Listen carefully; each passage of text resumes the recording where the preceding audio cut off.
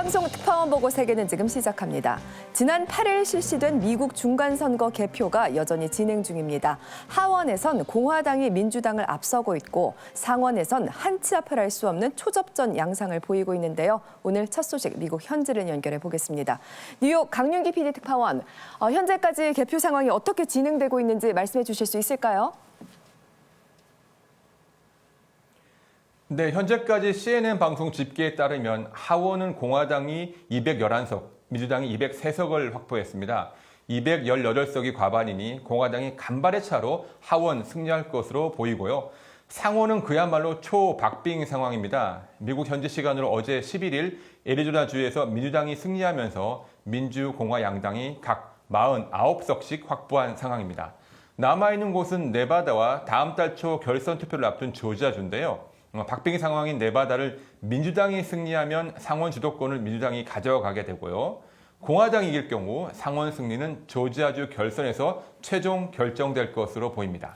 그렇군요. 놀랍습니다. 왜냐하면 지난주까지만 하더라도 공화당이 상원과 하원 모두 압승할 것이다라는 예측이 지배적이었잖아요.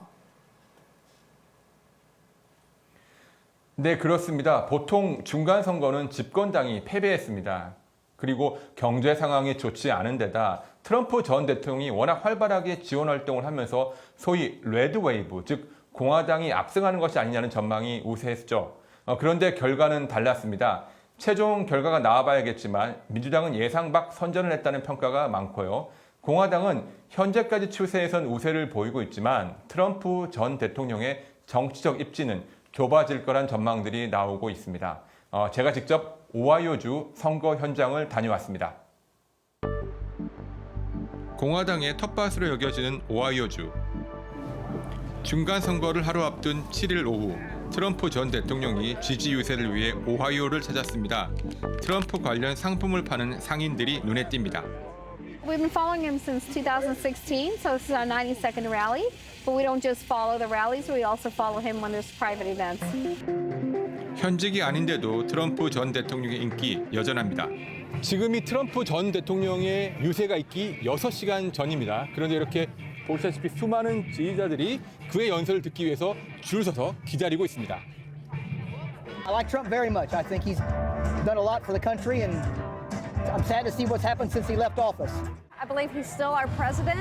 He was rightfully elected in 2020. He has never conceded, and so I support him and what he's standing for.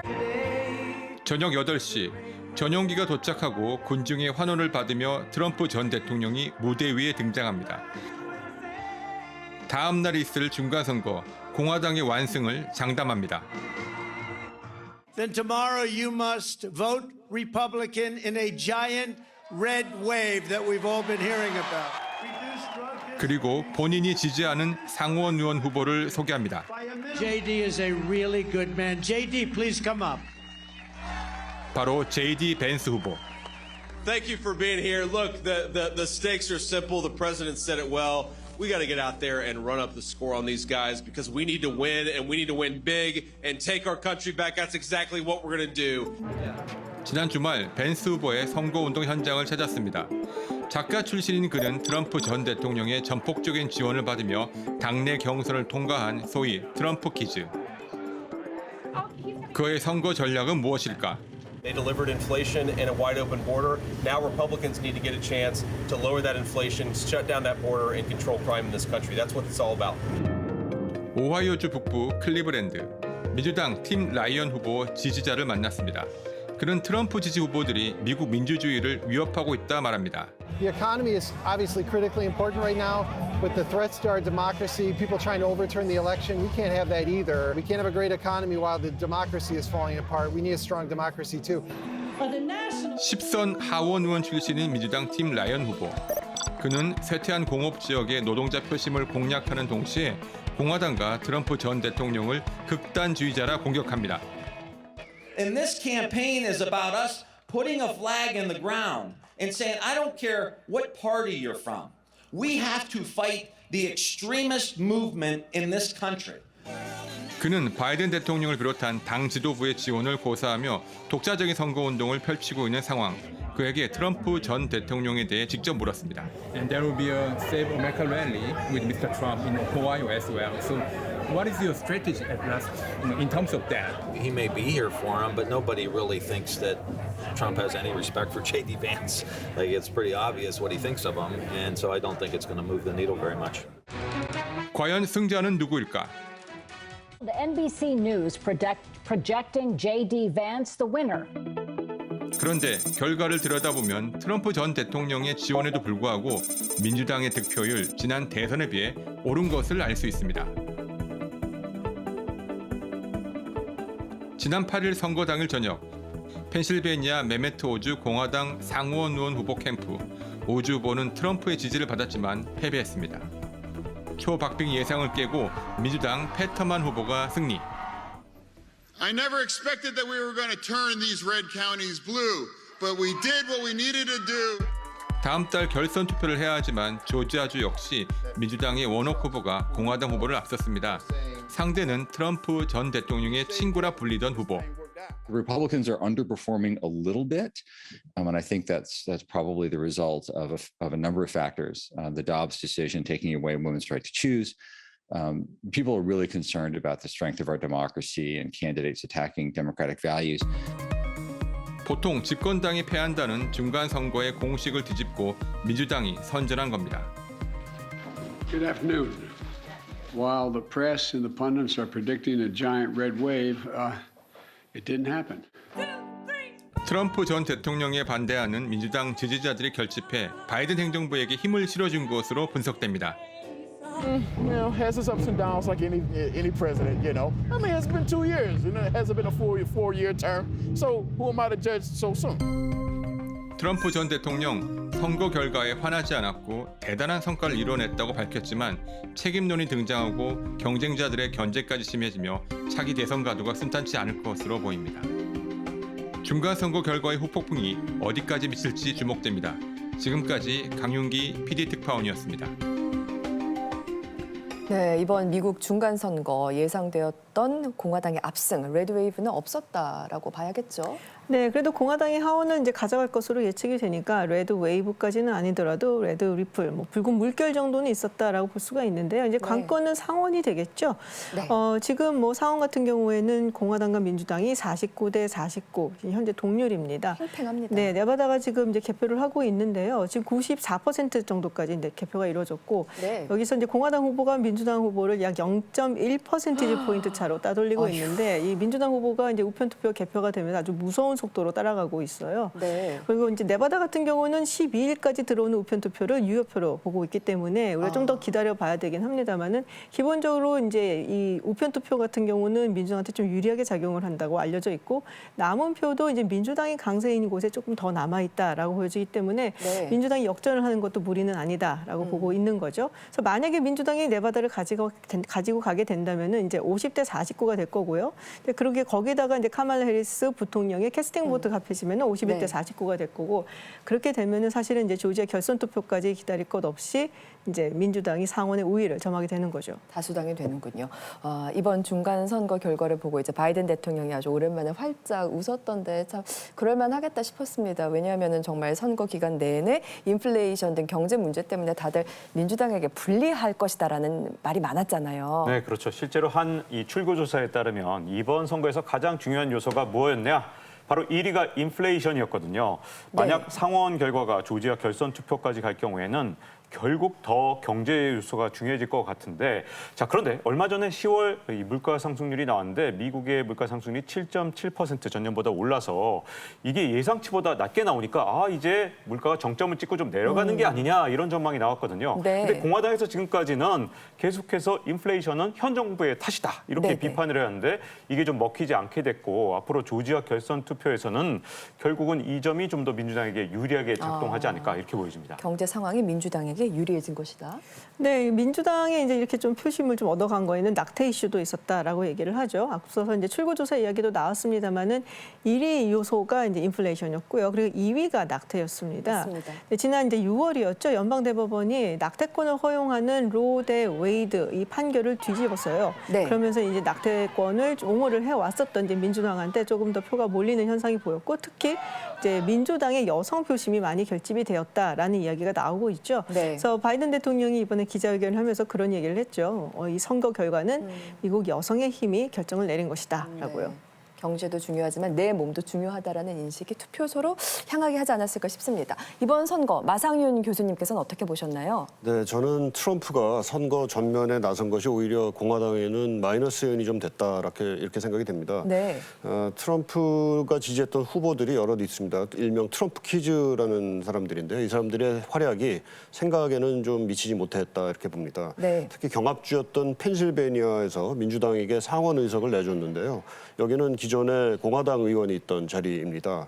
네. 사실 지난 대선 때 트럼프가 선거 결과에 이제 불복하는 그런 모습을 보여줬는데 또 이런 모습들이 미국인들에게는 미국 민주주의에 대한 어떤 위기감을 자아냈다 이렇게 보이고요. 그렇기 때문에 그런 트럼프가 공화당 선거를 사실상 진두지휘하는 그런 모습이 또 대선 출마까지 시사하는 가운데에서 네. 경계심을 느낀 사람들의 표가 대거 민주당 쪽으로 가지 않았나 이렇게 생각이 됩니다. 알겠습니다. 이 미국의 지금 중간 선거 결과에 촉각을 곤두세우고 있는 나라가 있습니다. 바로 우크라이나인데요. 전쟁 지원에 적극적이었던 민주당에 비해서 공화당은 미국 경제 회복이 우선이라는 입장이기 때문입니다. 중간 선거 결과로 예상되는 우크라이나 전쟁의 향방을 한재호 기자가 짚어봤습니다. 개전 직후 러시아에 점령됐던 남부의 전략 요충지 헤르손시를 우크라이나군이 8개월 만에 되찾았습니다. 시내 곳곳에선 군인들을 환영하는 시민들의 함성이 이어졌고 시청과 경찰서 등 관공서에는 우크라이나 국기가 다시 개양됐습니다. Сьогодні історичний день. Ми повертаємо південь нашої країни. Повертаємо Херсон. Станом на зараз наші оборонці на підступах до міста 앞서 러시아군은 헤르손시에서 더 이상 보급 활동을 할 수 없다며 퇴각했습니다. 크림반도와 러시아 본토를 잇는 크림대교가 강력한 폭발로 무너진 게 결정적인 요인입니다. Всего выведено свыше 30 тысяч российских военнослужащих, около 5 тысяч единиц вооружения и военной техники, а также материальное имущество. 퇴각한 러시아군은 드니프로강 동쪽 건너편에 병력 4만 명과 무기를 집중 배치해 새 방어선을 치고 있습니다. 러시아군 퇴각에 대해 우크라이나는 헤르손주를 결코 내주지 않겠다는 전술적 후퇴로 판단하고 있습니다. 러시아군은 퇴각하면서 헤르손시의 전기와 통신 등 기간 시설들을 황폐화시켰다고 우크라이나 관리들이 전했습니다. 개전 이후 우크라이나 에너지 인프라의 40%가 러시아 공격에 손상돼 전기와 물 공급에 심각한 차질이 생겼습니다. 특히 러시아는 수도 키이우에서 난방과 전기, 물을 완전히 차단하기 위해 총력을 쏟고 있는 걸로 알려졌습니다. They want to freezing the whole population in our hometown. Is genocide. No another words. 키이우 시내 대부분의 상점들은 발전기를 돌려 필요한 전기를 쓰는 형편입니다. З придбанням цієї прекрасної машини ми працюємо і з еспресо-напоями, і з чаєм. 우크라이나 글로벌 통신원 테테아나 씨가 전해온 키이우 시내의 밤거리는 암흑천지입니다. 오가는 자동차의 불빛이 간신히 거리를 비추고 있습니다. 맥주집에선 손님들이 휴대전화 라이트를 켜야 맥주 한 잔을 마실 수 있습니다. 이 미용실은 촛불과 랜턴을 켜놓고 영업한 지 벌써 한 달째입니다. 헤드랜턴을 착용해야 손님들의 머리를 돌볼 수 있습니다. Бойлера вистачає, слава Богу, але буває таке, що ми не можемо висушити і всі з рушником їздять додому. 키이우시는 도시 전체가 완전히 단수 단전되는 상황을 염두에 두고 시민 300만 명의 대피 계획을 세우고 있습니다. 이런 상황 속에서 미국 중간 선거 결과가 전쟁의 향방에 중대한 변화를 예고하고 있습니다. 하원 다수당이 유력시되는 공화당은 전쟁 지원보다는 미국 경제 회복을 더 중시하고 있습니다. 벌써부터 공화당 내 강경파들은 우크라이나 지원을 끊어야 한다며 목소리를 높이고 있습니다. Under Republicans, not another penny will go to Ukraine. 미국의 전폭적인 지원 아래 연말까지 헤르손주 전체를 수복하려는 우크라이나에겐 이만저만 걱정이 아닐 수 없습니다. 미국의 무기 지원이 없다면 현재 유리한 전황은 다시 바뀔 수 있습니다. 이를 의식한 듯 젤렌스키 대통령은 평화가 정착될 때까지 흔들림 없이 도와달라고 미국에 호소했습니다. 백악관은 중간 선거 결과에 관계없이 지원을 계속하겠다고 밝혔습니다. Confident that the United States support for Ukraine will be unflinching and unwavering. That's what we believe, and that's how we see this going forward. 그런데 민주당 내부에서조차 협상으로 전쟁 종식을 모색해야 한다는 의견들이 표출되고 있습니다. 미국이 젤렌스키 대통령에게 푸틴 대통령과 협상하도록 물밑에서 설득하고 있다는 보도도 나왔습니다. 젤렌스키 대통령은 러시아와 대화할 수 있지만 영토 회복이 우선이라고 못 박았습니다. Відновлення територіальної цілісності, повага до статуту ООН, відшкодування усіх збитків, завданих війною, покарання кожного воєнного злочинця і гарантії, що це не повториться. 공화당이 하원 다수당이 될 경우 미 행정부에 예산을 주무르는 차기 하원 의장엔 케빈 메카시 공화당 하원 원내대표가 유력시 됩니다. 우크라이나에 백지 수표를 쓰지 않겠다며 전쟁 지원 예산을 대폭 삭감하겠다고 밝힌 상황. 우크라이나 전쟁의 향방을 놓고 미국 중간선거 최종 결과에 국제사회의 시선이 집중되고 있습니다. 네, 앞으로 나올 미국 중간선거 결과에 따라서 우크라이나 전쟁에 어떤 영향을 줄지 잘 지켜봐야겠습니다. 그런가 하면 지난 1일 치러진 이스라엘 총선에선 우파 연합이 과반 의석을 차지하며 승리했습니다. 이로써 작년 6월 부패 혐의로 실각했던 네타냐후 전 총리의 재집권이 현실화할 것으로 보이는데요. 이스라엘 현지를 연결해 지금 자세히 알아보겠습니다. 명형주 통신원, 이번 총선 관련해서 현지 분위기부터 전해주시죠. 네, 이번 이스라엘 총선에서 극우 세력과 연대한 우파 연합이 승리했는데요. 대체적으로는 환영하는 분위기지만 극우파 득세에 염려하는 목소리도 있습니다. 그리고 충격적인 부분이 한때 이스라엘 정계를 주도했던 노동당이 이번 선거에서 겨우 4석 확보에 그치고 지난 총선 때 6석을 확보했던 진보 좌파 메르츠당은 한 석도 얻지 못했다는 건데요. 창당 이후 처음 있는 일입니다. 그만큼 지난 정권에 대한 심판 성격이 강했던 게 아닌가 싶습니다. 그렇군요. 이번 총선에서 네타냐후 전 총리의 복귀 가능성이 점쳐지고 있던데 이에 대해선 여론이 어떻습니까? 네, 사실 이스라엘 국민들 사이 네타냐후 전 총리는 노련한 정치인, 외교 경계에 능숙한 인물로 평가받고 있습니다. 게다가 지난 2018년 이후 연정이 계속 안 되면서 지금까지 5번이나 총선을 치르다 보니 국민들의 피로감이 많이 높아진 상황입니다. 이번에야말로 정치적 혼란이 해결되지 않을까 기대하는 모습이고요. 또 지난 몇 달 동안 팔레스타인 무장 세력들의 공격이 들면서 반팔레스타인 정서가 높아졌는데요. 이런 점도 네타냐후 전 총리의 복귀에 힘을 실어주는 분위기입니다. 지난 11월 2일 베냐민 네타냐후 전 이스라엘 총리가 총선 승리를 확정지었습니다. 우파인 네타냐후 전 총리가 1년 반 만에 복귀하자 지지자들은 환호했습니다. היום זכינו להבעת אמון אדירה. אני אקים ממשלה לאומית שתדאג לכל אזרחי ישראל בלי יוצא מן הכלל. לכולם. 이번 선거에선 극우정당 연합과 손잡은 우파 연합이 64석을 확보, 과반 의석을 차지하며 단독 정부 구성이 가능해졌습니다.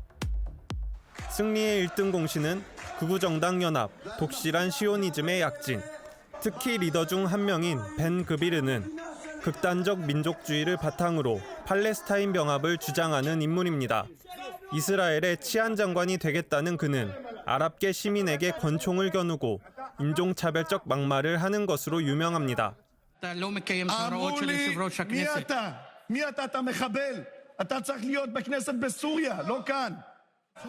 이러한 극우적 성향의 인물이 이스라엘 새 정부에서 핵심적 역할을 할 것으로 관측되면서 팔레스타인 지역에선 긴장감이 고조되고 있습니다. 팔레스타인 자치정부 사람들의 생각을 직접 들어보기 위해 현지 글로벌 통신원이 시장으로 향했습니다. This is Nablus Square, a landmark in Palestine. Netanyahu's right-wing coalition has won the Israeli elections recently.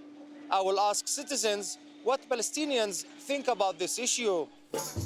시장은 겉보기에 활기차고 평온한 모습이지만 만나본 시민들은 이스라엘과의 관계에 불안감을 감추지 않았습니다.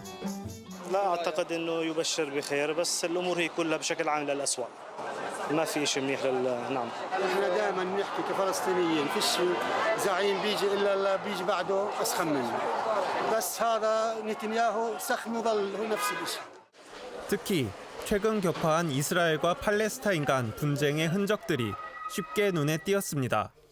60 70 رصاصة فات على البضاعة اللي بعد الباب وخزعوها. كل يوم هاي الاعتداءات والهجمات وقوات خاصة وقوات بتفوت بتطخ على البشر وعلى الحجر وعلى كل شيء. 제작진은 최근 이스라엘군에 의해 아들을 잃었다는 가족을 찾아갔습니다. 자밀 살라마 씨는 자신의 아들이 적법한 조사도 받지 못한 채 총에 맞고 숨졌다고 증언했습니다. دعوا إنه فاروق قاتل جندي منهم فاهم علي؟ وإنه العملاء موصلين لهم هذا الحكي ده يعني حكي عملاء. 팔레스타인 독립 무장단체 알쿠드의 사령관인 파루크 씨. 유가족에 따르면 이스라엘 측은 그가 이스라엘 군인을 사살하고 추가 공격을 계획했다는 혐의로 진압작전을 펼쳤고 이 과정에서 총에 맞은 파루크 씨는 거리에서 사망했습니다. 가족들은 그가 결혼식을 이틀 앞두고 사망해 더욱 안타깝다고 말했습니다. ما حكيتش مع فاروق ولا سألت فاروق إنك قتلت الجندي هذا ولا فاهم علي؟ وأنت بتيجي تقطع فرحتي يوم الخميس وبتقتل ابني خليه يتجوز ابني. 그날 밤 인근에 위치한 난민 캠프. 결연한 의지로 무장한 전사들이 집결하고 있었습니다.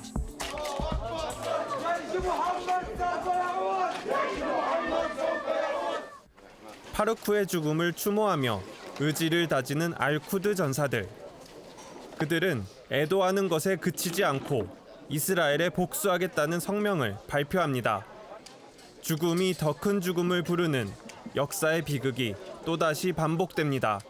وكان يقول أن المخيم هو من يجمعنا هنا حلم العودة وحلم الانتصار يجسد اليوم هذا المخيم الصامد.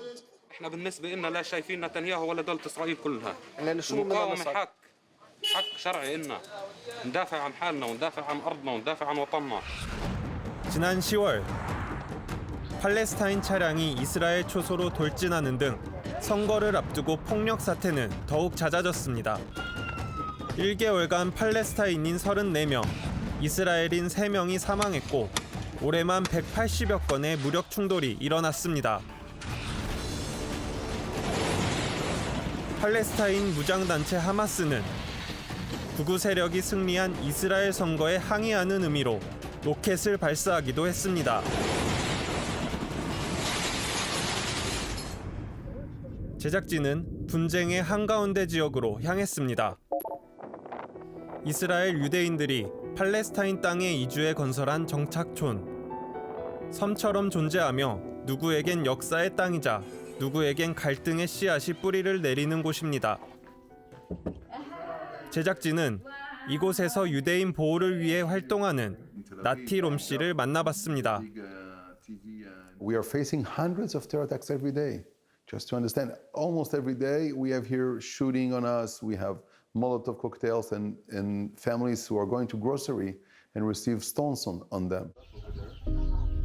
그는 오히려 유대인들이 팔레스타인인들의 위협을 받고 있고 이에 대처하기 위해 이스라엘엔 강력한 지도자가 필요하다고 말했습니다. People are saying those are radicals. No, it's not radicals. Those are beautiful people, not racist people who want to bring security and want to fix the wrong situation here in Israel. 극우 정당과 손잡고 이스라엘 총리로 당선된 네타냐후. 팔레스타인 역시 전의를 다지며 양국의 갈등은 고조되고 있습니다. 분쟁과 협상의 오랜 역사, 이 땅에선 아직도 화약 냄새가 가시지 않고 있습니다. 네, 사실 저희가 외신을 통해서 팔레스타인 상황을 본 적은 있지만은 이렇게 직접 취재한 영상을 보는 것은 참 드문 일이거든요. 네, 저는 이 복수가 복수를 부르는 모습이 좀 안타까운데요. 네. 근데 이스라엘과 팔레스타인 같은 경우에는 중동의 영원한 화약고라고 불릴 만큼 정말 오래된 문제잖아요. 그럼요. 특히 이 네타냐후가 집권한 뒤에 그때 팔레스타인 가자 지구를 봉쇄하고 유대인 정착존을 막 늘려가면서 무력 분쟁이 굉장했었는데 이 지난해 5월 같은 경우에는 저희도 방송을 해드렸었는데 이 가자 지구의 하마스와 이스라엘이 열흘 넘게 무력 충돌이 일어났었죠. 맞습니다. 그때 가자 지구의 피해가 아주 컸었어요. 네, 그렇죠. 그때도 정착촌이 문제가 됐었는데 문제는 이 총선 전후로 무력 분쟁이 굉장히 잦아진 상태인데 네타냐후가 재집권을 한 이후에는 이파의 충돌이 더 격화되지 않을까 이 우려가 커지고 있는 상황입니다. 네, 네. 보니까 이 네타냐후의 이번 복귀 배경에는 이스라엘 국민들의 안보 불안감도 상당한 것으로 보입니다. 네, 그렇습니다. 현지 이스라엘 언론 보도에 따르면요, 올해만 벌써 이스라엘 안에서 팔레스타인 사람에 의해서 총기를 난사해서 여러 사람이 다치는 그런 경우들이 있었습니다. 네타냐후가 작년에 부패 논란으로 인해서 지금 검찰에 성추 기소가 돼 있고요. 네. 현재도 재판을 받고 있는 중인데 그럼에도 불구하고 이번 총선에서 건재를 과시했다는 거는 그만큼 국민들의 안보 불안이 굉장히 높아졌다 이렇게 의미를 찾을 수가 있겠습니다. 그 정도군요. 뭐 일각에서는 이미 이제 이스라엘 국민들 약간 좀 우경화가 돼 있는 것을 이제 또 꼽기도 하는데요. 이제 2005년이었죠. 이스라엘에 약간 진보 정권이 들어섰을 때 그때 이제 이 가자 지구에서 이스라엘 정착촌에서 이제 철수를 했었어요. 네, 뭐 네. 이스라엘 주장에 따르면은 이팔간에 뭐 평화를 위해서 했다라고 이야기를 하는데 이제 그 지역을 이제 하마스 그 무장 단체가 사실은 점령을 하고 또 팔레스타인 자치정부를 몰아내면서 그리고 나서 이제 계속해서 미사일 공격이 있고 하니까 네. 근데 이스라엘 국민들 사이에서는 우리가 평화를 위해서 가자를 내놓더니 그 로켓밖에 미사일밖에 얻은 게 없다라는 이제 강한 불만이 있다라는 거죠. 그렇군요. 네타냐후의 귀환이 앞으로 어떤 변화를 가져오게 될까요? 다음 소식입니다. 여름부터 시작된 최악의 가뭄이 중국 남부 지역을 강타하고 있습니다. 특히 갈수기에 접어든 겨울철 수력 발전이 한계를 드러내면서 중국 당국이 석탄 채굴에 열을 올리고 있는데요. 또다시 전력난이 우려되고 있습니다. 이 소식 오세균 특파원이 취재했습니다. 중국에서 두 번째로 큰 호수이자 가장 큰 담수호인 포양호. 물이 썰물처럼 빠져나가면서 곳곳에 모래톱이 드러나 배들이 조심스럽게 운항합니다. 포양호 수위는 현재 7m도 안 돼 지난 1951년 관측 이래 가장 낮습니다. 이러다간 곧 호수 바닥이 드러날 거란 걱정이 터져나옵니다. 今年呢，100年呢，百年一哪些以前真没有干过。 물이 사라진 호수에 유람선 대신 유람차가 등장하고 승마가 인기를 끌고 있습니다. 쩍쩍 갈라진 호수 바닥에서 맨손으로 물고기를 잡거나 금속 탐지기로 옛날 동전을 찾는 보물찾기가 생겨났습니다. 제 뒤로 보이는 이 절은 원래 포양호 호수의 섬처럼 떠있던 곳이었습니다. 하지만 호수가 바닥을 드러내면서 지금은 초원위의 절로 바뀌었습니다. 새로운 볼거리로 자리 잡으면서 관광객들이 이를 보기 위해 찾고 있습니다. 突然出现了嘛，出现了水面嘛，就过来看一看，看到这个房子这么神奇。 포양호 수위가 뚝 떨어진 이유는 넉 달째 계속되는 가뭄 때문. 이런 최악의 가뭄은 농민들에게 큰 타격을 주고 있습니다. 창장 중하류 지역은 중국 벼 생산량의 66%를 차지할 정도로 대표적인 곡창지대입니다. 하지만 죽은 벼들이 수두룩하고 논에 소를 풀어 죽은 벼를 먹이는 일까지 벌어지고 있습니다. 논을 갈아 유채를 심으려 하지만 이마저 가뭄으로 여의치 않습니다. 到现在有将近半个月了，都没生什么东西。没有水分，它那个油再生不出来。 최악의 가뭄에 저수지도 말라 물을 공급하지 못하고 있습니다. 수문을 닫고 발전을 중단하는 댐들이 속출하고 있습니다. 那3个年这个水涨满了都还要细涨呢，要细洪呢，还要发电啊！这里不是有几个发电厂吗？ 저장성 진화시와 위에칭시는 남은 용수가 각각 70일과 51분밖에 없습니다. 저수지 곳곳이 바닥을 드러낸 위에칭시는 제한급수에 들어갔습니다. 我们分片区的，不是昨天25号第一天停水。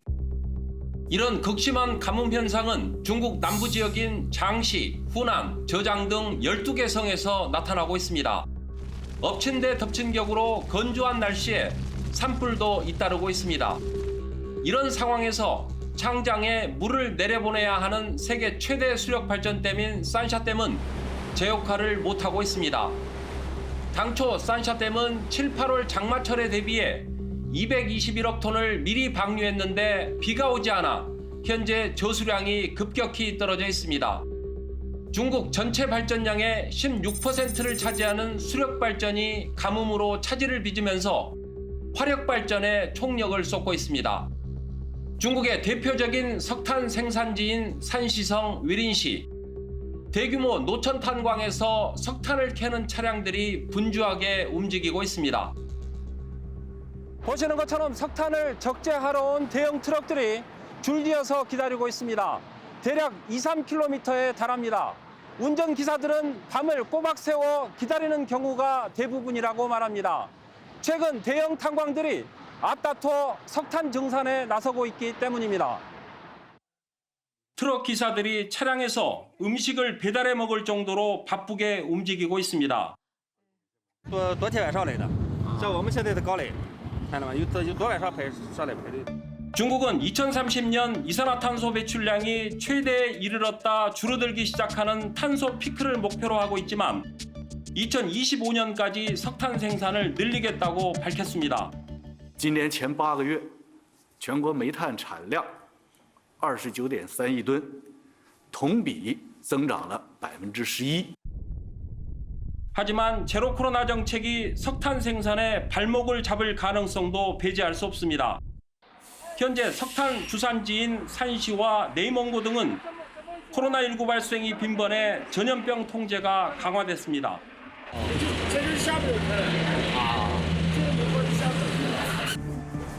지난해와 올해 두 차례 심한 전력난을 겪은 중국. 최악의 가뭄까지 덮치면서 국내 석탄 생산에 더욱 열을 올리고 있습니다.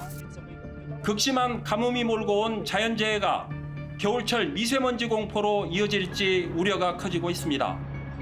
선양에서 오세규입니다.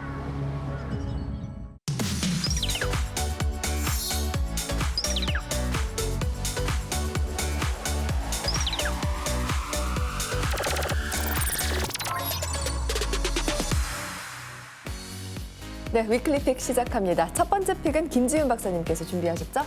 네, 저는 이번 미국의 중간 선거에서 골라봤는데요. 키워드 먼저 확인하시죠. 네, 미국의 중간 선거.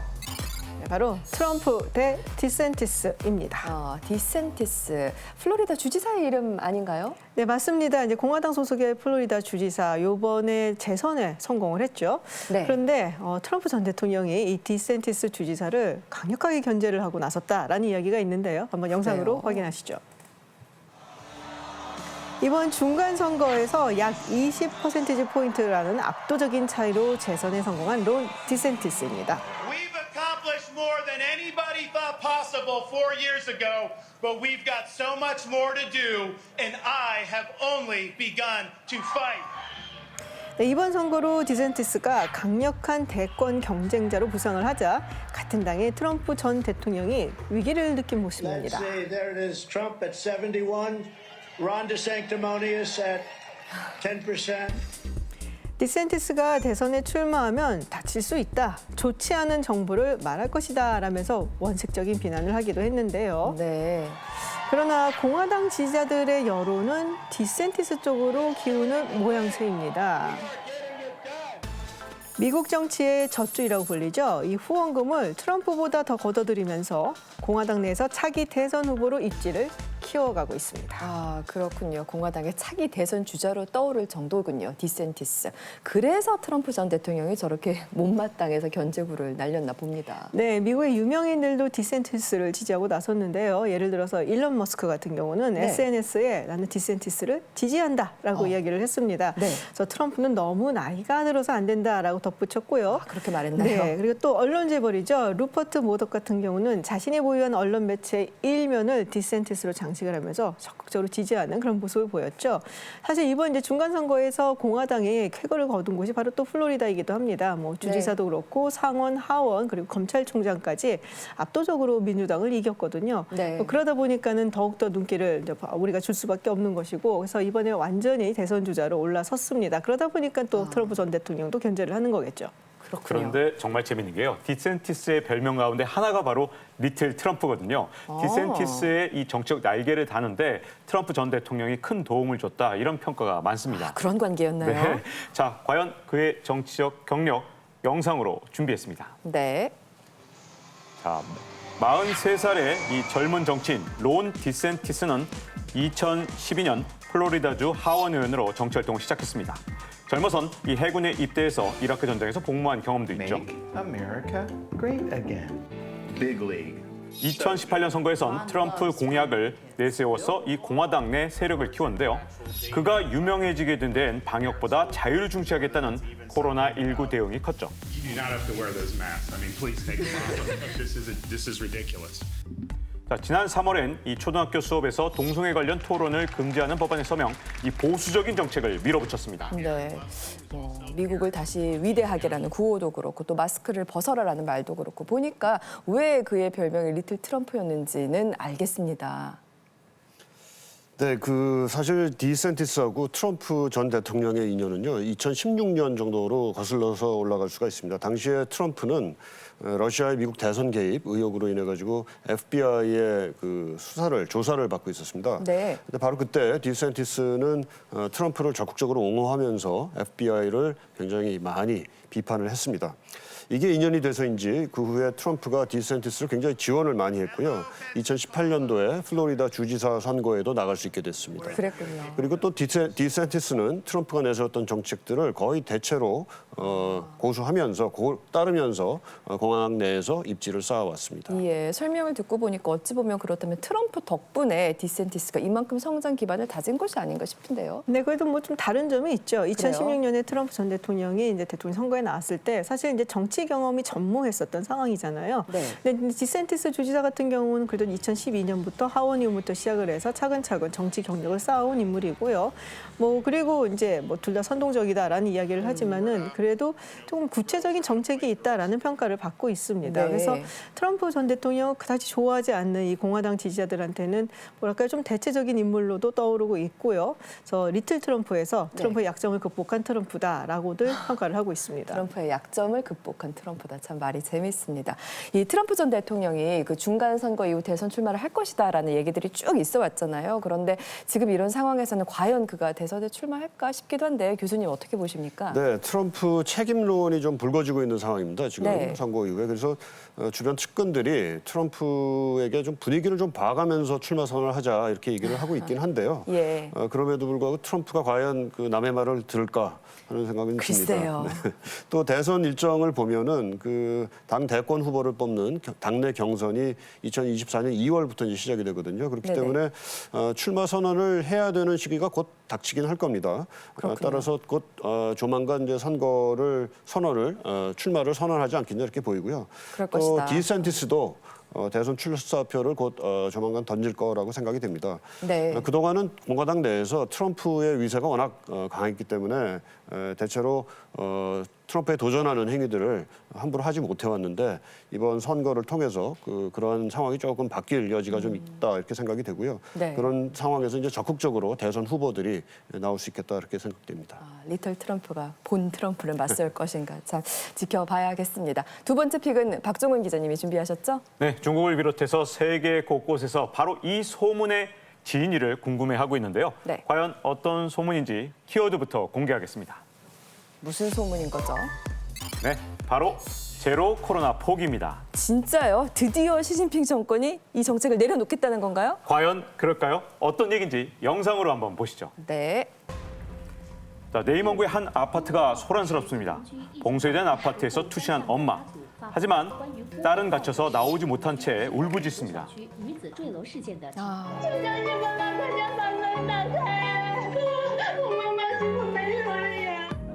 간수성에선 이 3살 아이가 일산화탄소에 중독돼 사경을 헤맸는데요. 봉쇄로 병원이 이송이 제지되니까 결국 숨지는 일도 있었죠. 但是这小孩抢救的过程，我感觉小孩可能是这个脸色呀，或者是状态看起来不太合适。 과도한 봉쇄 조치로 분유가 떨어져서 아이가 굶고 있으니까 이 아버지가 흉기를 들고 탈출해서 분유를 사러 가는 일도 있었습니다. 오죽하면 그랬겠습니까?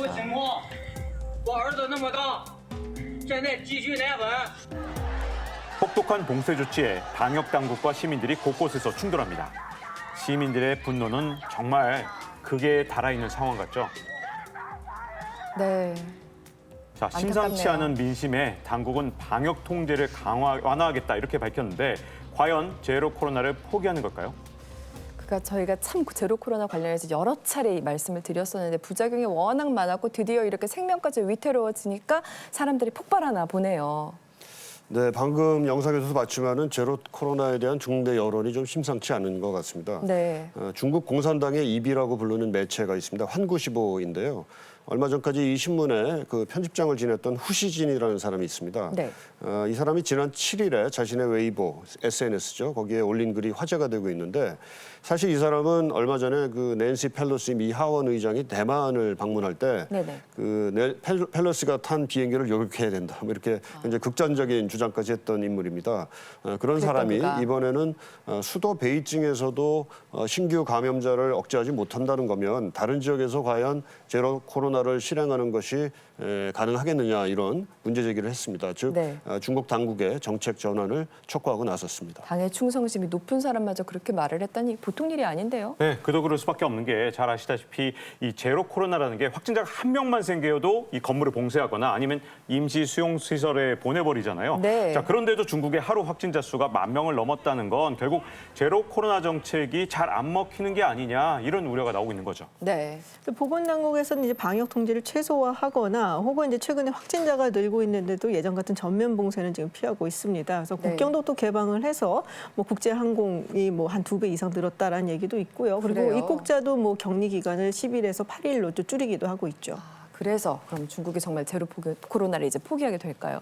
그런 기대가 모아졌었는데요. 이 중국 지도부에서 10일에 제로 코로나를 변함없이 유지하겠다 이렇게 밝혔거든요. 역시. 네, 그런데 저는 이 제로 코로나 계속 유지하는 거 좀 회의적으로 보고 있습니다. 그 이유가 중국 경제가 정말 안 좋거든요. 그 대표적인 예로 바로 올해 1월부터 9월까지 중국의 중앙 지방 정부를 합한 재정 적자가 7조 1,600억 위안, 정말 천문학적인 기록을 했는데 이 엄청난 재정 적자가 다 제로 코로나 때문이다 이런 분석이 있습니다. 그러다 보니까 경제 때문이라도 결국은 원래대로 돌아갈 수밖에 없는 거 아니냐 이렇게 볼 수 있는데 실제로 시진핑 주석이요 11월 1일 같은 경우에 베트남하고 정상회담을 하고 4일 같은 경우는 올라프 숄츠 이 독일 총리와 경제 협력을 논의하기도 했는데 이렇게 뭐 경제 협력을 강화한다 이러면서 제로 코로나를 슬슬 완화하는 쪽으로 가지 않겠느냐 이렇게 보는 시각도 많습니다. 그렇군요. 잘 지켜봐야겠습니다. 오늘 저희가 준비한 소식은 여기까지입니다. 함께해 주신 여러분 고맙습니다.